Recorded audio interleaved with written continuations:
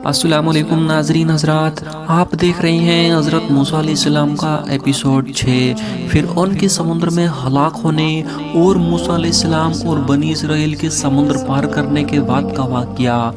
کوہ طور پر تورات کا نازل ہونا۔ فرعون اور حضرت موسیٰ علیہ السلام کا یہ واقعہ حق بے باطل کے مارکے میں ایک شاندار مارکہ ہے۔ ایک اور غرور بے گھمنڈ، زبر بے ظلم تو دوسری اور مظلومیت، خدا پرستی اور صبر بے استقامت کی فتح، بے کامرانی کا عجیب بے غریب مرقع۔ اس لیے اللہ تعالیٰ نے فرعون اور فرعون کی قوم کو دنیا کی ہلاکت کے بعد عبرت بے بصیرت کے لیے اس طرح بھی توجہ دلائی ہے کہ کس قسم کے لوگوں کے لیے آخرت میں کس قدر سخت عذاب کے کیسے عبرتناک سامان مہیا ہے، جس کا ترجمہ ہے اور الٹ پڑا فرعون والوں پر بری طرح کا عذاب بے آگ کہ دکھلا دیتے ہیں ان کو صبح و شام، اور جس دن قائم ہوگی قیامت حکم ہوگا داخل کرو فرعون کو سخت سے سخت عذاب میں۔ حضرت موسیٰ علیہ السلام اور بنی اسرائیل نے سلامتی کے ساتھ لال ساگر پار کرنے کے بعد سور و یاوان سے ہوتے ہوئے سینا کی راہ لی۔ سینا کے مورتی گھروں میں بت کے پجاری بتوں کی پوجا میں لگے ہوئے تھے۔ بنی اسرائیل نے یہ منظر دیکھا تو کہنے لگے، موسیٰ ہم کو بھی ایسی معبود بنا دے تاکہ ہم بھی اسی طرح ان کی پوجا کریں۔ حضرت موسیٰ علیہ السلام نے قوم کی زبانی یہ شرک بھری مانگ سنی تو بہت زیادہ ناراض ہوئے اور بنی اسرائیل کو ڈانٹا اور اتنی شرم دلائی کہ ملامت کی کہ بدبختو، ایک اللہ کی عبادت چھوڑ کر بتوں کی عبادت کی طرف جھکاو ہے اور اللہ کی ان تمام نعمتوں کو بھول بیٹھے جنہیں اپنی آنکھوں سے دیکھ چکے ہو۔ بنی اسرائیل پر اللہ کے انعام اور کھلی نشانیاں چشموں کا جاری ہونا۔ بنی اسرائیل اب سینا کی گھاٹی میں تھے۔ یہاں بہت تیز گرمی پڑتی ہے، دور دور تک ہریالی اور پانی کا پتہ نہیں۔ بنی اسرائیل حضرت موسیٰ علیہ السلام سے فریاد کرنے لگے۔ تب حضرت موسیٰ علیہ السلام نے اللہ کے دربار میں التجا کی اور اللہ کی وحی نے ان کو حکم دیا کہ اپنا عصا یعنی ڈنڈا زمین پر مارو۔ حضرت موسیٰ علیہ السلام نے ارشاد کی تعمیل کی تو فوراً باہر سوتے اگل پڑے اور بنی اسرائیل کے باہر قبیلوں کے لیے الگ الگ چشمے جاری ہو گئے۔ پانی کے اس طرح جٹائے جانے کے بعد بنی اسرائیل نے بھوک کی شکایت کی۔ حضرت موسیٰ علیہ السلام نے پھر رب العالمین سے دعا کی۔ حضرت موسیٰ علیہ السلام کی دعا قبول ہوئی اور ایسا ہوا کہ جب رات بیت گئی اور صبح ہوئی تو بنی اسرائیل نے دیکھا کہ زمین اور پیڑوں پر جگہ جگہ سفید اولے کے دانے کی طرح اوس کی شکل میں آسمان سے کوئی چیز برس کر گری ہوئی ہے۔ کھایا تو بہت میٹھے حلوے کی طرح تھی۔ یہ من تھا اور دن میں تیز ہوا چلی اور تھوڑی دیر میں وڈیروں کے جھنڈ زمین پر اتر کر پھیلنے لگے۔ بنی اسرائیل نے ان کو پکڑا اور ان کو بھون کر کھانے لگے۔ یہ سلوا تھا۔ اب بنی اسرائیل نے گرمی کی تیزی اور شائیدار پیڑوں اور مکانوں کی راحت میسر نہ ہونے کی شکایت کی تو پھر حضرت موسیٰ علیہ السلام نے اللہ تعالیٰ سے دعا کی جو قبول ہوئی، اور آسمان پر بادلوں کے پرے بنی اسرائیل پر سایہ بن کر فغن ہو گئے، اور بنی اسرائیل جہاں بھی جاتے بادل سایہ فغن رہتے۔ اللہ کی ان مہربانیوں اور بخششوں کا بنی اسرائیل شکر تو ادا کرتے رہتے تھے، لیکن ایک دن جمع ہو کر کہنے لگے، موسیٰ ہم روز روز ایک ہی کھانا کھانے سے گھبرا گئے ہیں، ہم کو اس منبع سلوہ کی ضرورت نہیں۔ اپنے اللہ سے دعا کر کہ وہ ہمارے لیے زمین سے واقلا کھیرا، ککڑی، مسور، لہسن، پیاز جیسی چیزیں اگائے تاکہ ہم خوب کھائیں۔ جواب میں حضرت موسیٰ علیہ السلام نے کہا، جس کا ترجمہ ہے، کیا تم بہتر اور عمدہ چیز کے بدلے میں گھٹیا چیز کی خواہش کرتے ہو؟ کسی شہر میں جا کر قیام کرو، بے شک وہاں یہ سب کچھ مل جائے گا جس کے تم طلبگار ہو۔ حضرت موسیٰ علیہ السلام سے اللہ تعالیٰ کا وعدہ تھا کہ جب بنی اسرائیل غلامی سے آزاد ہو جائیں گے تم کو شریعت دی جائے گی۔ اب موسیٰ علیہ السلام اللہ کی وحی کے اشارے کوہ طور پر پہنچے اور وہاں اللہ کی عبادت کے لیے اعتکاف کیا۔ جب حضرت موسیٰ علیہ السلام کوہ طور پر اعتکاف کے لیے تشریف لے گئے تو موسیٰ نے اپنے بھائی ہارون سے کہا، تو میرے پیچھے میری قوم میں نائب رہنا اور ان کی اصلاح کا خیال رکھنا اور فساد پیدا کرنے والوں کی راہ پر نہ چلنا۔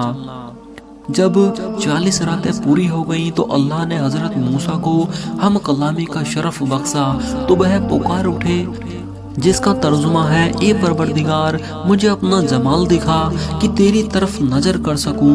حکم ہوا تو مجھے نہیں دیکھ سکے گا، مگر ہاں اس پہاڑ کی طرف دیکھ، اگر یہ تجلی حق کی تاب لے آیا اور اپنی جگہ ٹکا رہا تو مجھے دیکھ سکے گا۔ پھر جب پروردگار نے تجلی کی تو اس تجلی نے پہاڑ ریزہ ریزہ کر دیا اور حضرت موسیٰ گش کھا کر گر پڑے۔ جب موسیٰ علیہ السلام ہوش میں آئے تو بولے، اے اللہ تیرے لیے ہر طرح کی تقدیس ہو، میں تیرے حضور توبہ کرتا ہوں اور سب سے پہلے یقین کرنے والوں میں ہوں۔ تورات کا اترنا۔ اس کے بعد موسیٰ علیہ السلام کو تورات عطا کی گئی، جس کا ترجمہ ہے، اور ہم نے اس کے لیے تورات کی تختیوں پر ہر قسم کی نصیحت اور احکام میں سے ہر چیز کی تفصیل لکھ دی، بس اس کو قوت کے ساتھ پکڑو اور اپنی قوم کو حکم کر کے بھی ان کو اچھی طرح اختیار کرے۔ بہرحال حضرت موسیٰ علیہ السلام کو تختیوں کی شکل میں تورات عطا ہوئی اور ساتھ ہی ساتھ یہ بھی بتا دیا گیا، ہمارا قانون یہ ہے کہ جب کوئی قوم ہدایت پہنچنے اور اس کی سچائی پر دلیل اور روشن حجت آ جانے کے باوجود بھی سمجھ سے کام نہیں لیتی اور گمراہی اور باپ دادا کی بری رسم پر ہی قائم رہتی اور اس پر اصرار کرتی، تو پھر ہم بھی اس کو اس گمراہی میں چھوڑ دیتے ہیں اور ہمارے حق کے پیغام میں اس کے لیے کوئی حصہ باقی نہ رہتا، اس لیے کہ انہوں نے حق قبول کرنے کی استعداد اپنی سرکشی کی بدولت برباد کر دی۔ جب حضرت موسیٰ علیہ السلام کوہ طور پر اللہ سے ہم کلام ہو رہے تھے، اسی بیچ ایک اور عجیب غریب واقعہ پیش آیا۔ وہ یہ ہے کہ کوہ طور پر اعتکاف میں فلاح سے فائدہ اٹھا کر ایک آدمی سامری کے بارے میں مولانا ابوالکلام آزاد نے وضاحت کی ہے کہ وہ بنی اسرائیل میں سے نہ تھا بلکہ وہ سمیری قوم کا آدمی تھا، اور سامری اس کا نام نہیں بلکہ اس کی قومیت کی طرف اشارہ ہے، جو ظاہر میں مسلمان تھا۔ بنی اسرائیل سے کہا کہ اگر تم وہ تمام زیور میرے پاس لے آؤ جو تم نے مصریوں سے ادھار لیا تھا اور پھر واپس نہ کر سکے تو میں تمہارے فائدے کی ایک بات کر دوں۔ بنی اسرائیل نے تمام زیور سامری کے حوالے کر دیے۔ اس نے ان کو گلا کر بچھڑے کا جسم تیار کیا اور پھر اپنے پاس سے ایک مٹھی مٹی اس کے لیے ڈال دی۔ اس ترکیب میں اس میں زندگی کے نشان پیدا ہو گئے اور اس میں بچھڑے کی آواز بھائیں بھائیں آنے لگی۔ اب سامری نے بنی اسرائیل سے کہا کہ موسیٰ علیہ السلام سے غلطی ہو گئی، تمہارا معبود تو یہ ہے۔ سامری کی اس ترکیب سے بنی اسرائیل نے اس کی پوجا شروع کر دی۔ حضرت ہارون علیہ السلام نے یہ دیکھا تو بنی اسرائیل کو سمجھایا کہ ایسا نہ کرو، یہ تو گمراہی کا راستہ ہے، مگر انہوں نے ہارون علیہ السلام کی بات ماننے سے انکار کر دیا اور کہنے لگے کہ جب تک موسیٰ نہ آ جائے ہم اس سے باز آنے والے نہیں۔ یہاں جب یہ نوبت پہنچی تو اللہ تعالیٰ کی مصلحت کا تقاضا ہوا کہ حضرت موسیٰ علیہ السلام کو اس واقعے کی اطلاع دے دے۔ اس لیے موسیٰ سے پوچھا، موسیٰ تم نے قوم کو چھوڑ کر یہاں آنے میں اتنی جلدی کیوں کی؟ حضرت موسیٰ علیہ السلام نے عرض کیا، اے اللہ، اس لیے کہ تیرے پاس حاضر ہو کر قوم کے لیے ہدایت حاصل کروں۔ اللہ تعالیٰ نے اس وقت ان کو بتایا کہ جس کی ہدایت کے لیے تم اس قدر بے چین ہو وہ اس گمراہی میں مبتلا ہے۔ حضرت موسیٰ علیہ السلام نے یہ سنا تو ان کو سخت رنج ہوا اور غصے اور ندامت کے ساتھ قوم کی طرف واپس ہوئے اور قوم سے مخاطب ہو کر فرمایا، تم نے یہ کیا کیا؟ مجھ سے ایسی کون سی دیر ہو گئی تھی جو تم نے یہ آفت کھڑی کر دی؟ یہ فرماتے جاتے تھے اور گیز و غضب سے کانپ رہے تھے، یہاں تک کہ ہاتھ کی لوہے تختیاں بھی گر گئیں۔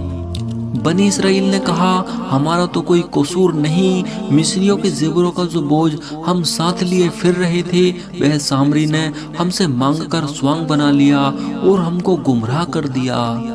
شرک نبوت کے منصب کے لیے ایک برداشت نہ کرنے کے قابل چیز ہے، اس لیے اور پھر اس لیے بھی کہ حضرت موسیٰ علیہ السلام بہت گرم مزاج تھے۔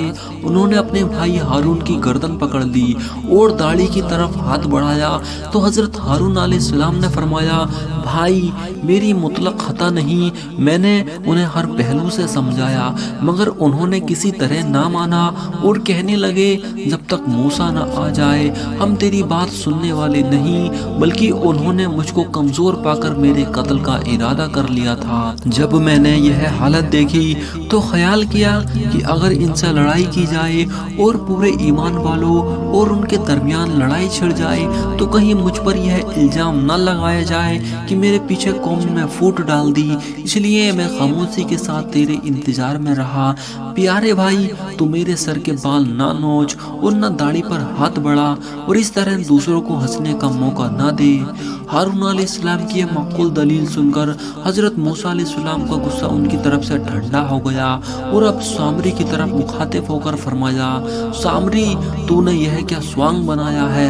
سامری نے جواب دیا کہ میں نے ایسی بات دیکھی جو ان اسرائیلیوں میں سے کسی نے نہ دیکھی تھی، یعنی فرعون کے ڈوبنے کے وقت جبرائیل گھوڑے پر سوار اسرائیلیوں اور فرعونیوں کے درمیان روک بنے ہوئے تھے۔ میں نے دیکھا کہ ان کی گھوڑے کی دم کی خاک میں زندگی کا اثر پیدا ہو جاتا ہے اور سوکھی زمین پر سبزہ اگ آتا ہے، تو میں نے جبرائیل کے گھوڑے کے قدموں کی خاک سے ایک مٹھی بھر لی اور اس خاک کو اس بچھڑے میں ڈال دیا اور اس میں زندگی کی نشانیاں پیدا ہو گئیں، یہ بھی بھاں بھاں کرنے لگا۔ حضرت موسیٰ علیہ السلام نے فرمایا، اچھا اب دنیا میں تیرے لیے یہ سزا تجویز کی گئی کہ تو پاگلوں کی طرح مارا مارا پھرے اور جب کوئی انسان تیرے قریب آئے تو اس سے بھاگتے ہوئے یہ کہے کہ دیکھنا مجھ کو ہاتھ نہ لگانا، یہ تو دنیا والا عذاب ہے، اور قیامت میں ایسے نافرمانوں اور گمراہوں کے لیے جو عذاب مقرر ہے وہ تیرے لیے اللہ کے وعدے کی شکل میں پورا ہونے والا ہے۔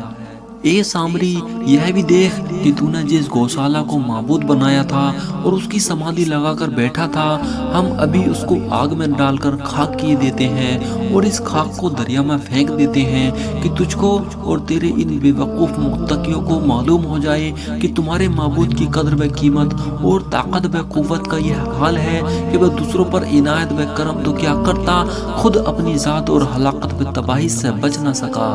غصہ کم ہونے پر حضرت موسیٰ علیہ السلام نے تورات کی تختیوں کو اٹھا لیا اور اللہ کی طرف رجوع کیا کہ اب بنی اسرائیل کی اس بے دینی اور ارتداد کی سزا اللہ کے نزدیک کیا ہے۔ جواب ملا کہ جن لوگوں نے یہ شرک کیا ان کو اپنی جان سے ہاتھ دھو لینا پڑے گا۔ نسائی میں روایت ہے کہ حضرت موسیٰ علیہ السلام نے بنی اسرائیل سے کہا کہ تمہاری توبہ کی صرف ایک شکل مقرر کی گئی ہے کہ مجرموں کو اپنی جان اس طرح ختم کرانا چاہیے کہ جو آدمی رشتے میں جس کے سب سے زیادہ قریب ہے وہ اپنے عزیز کو اپنے ہاتھ سے قتل کرے، یعنی باپ بیٹے کو، بیٹا باپ کو اور بھائی بھائی کو۔ آخرکار بنی اسرائیل کو اس حکم کے آگے سر جھکا دینا پڑا۔ کافی تعداد میں بنی اسرائیل قتل ہوئے۔ جب نوبت یہاں تک پہنچی تو حضرت موسیٰ علیہ السلام اللہ کے دربار میں سجدے میں گر پڑے اور عرض کیا، اے اللہ اب ان پر رحم فرما، ان کی خطاؤں کو بخش دے۔ حضرت موسیٰ علیہ السلام کی دعا قبول ہوئی اور اللہ تعالیٰ نے فرمایا کہ ہم نے قاتل و مقتول دونوں کو بنا دیا اور وہ زندہ اور قصوروار ہیں، ان کی بھی خطا معاف کر دی، تم ان کو سمجھا دو کہ آگے شرک کے قریب بھی نہ جائیں۔